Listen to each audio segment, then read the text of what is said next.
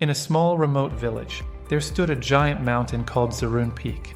For centuries, people believed it was impossible to climb. Many had tried. All had failed.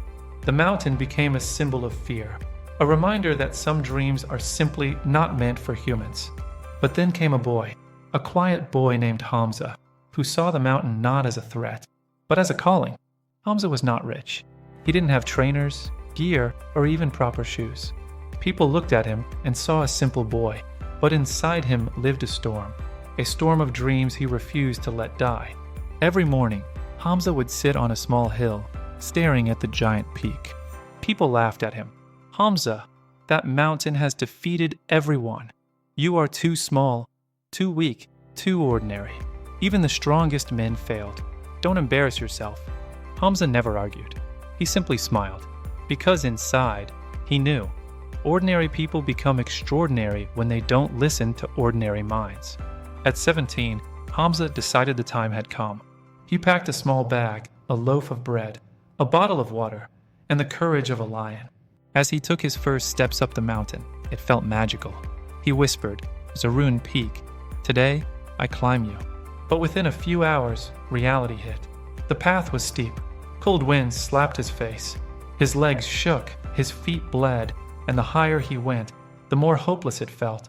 By evening, he slipped and fell down the rocky slope. He survived, but barely. The whole village mocked him. "We told you, you're not made for greatness.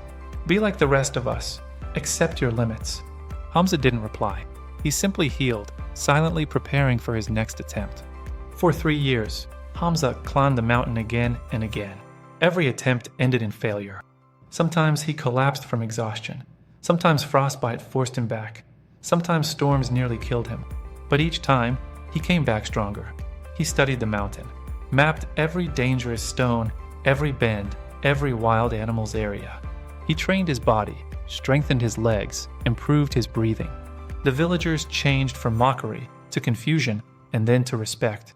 One elder asked him, "Why do you keep failing and still go back?" Hamza smiled and said, "Because every failure brings me one step closer to victory." At 20 years old, Hamza stood at the base of Zerun Peak one last time. He closed his eyes and whispered, "This time, I'm not climbing with strength.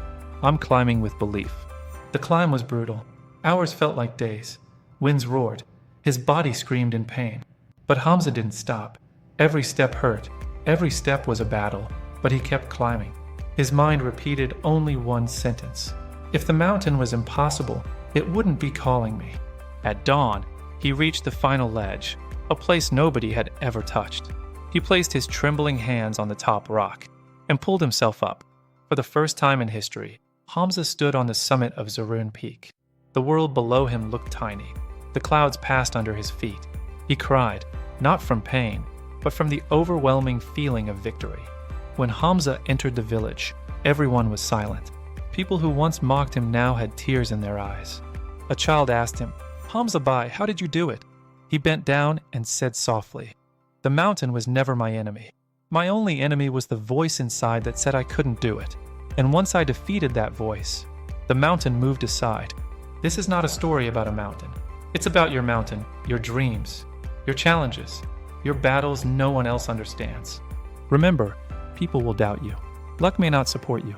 Life may knock you down again and again. But if you rise again, if you fight again, if you believe again, then one day, your impossible will become done.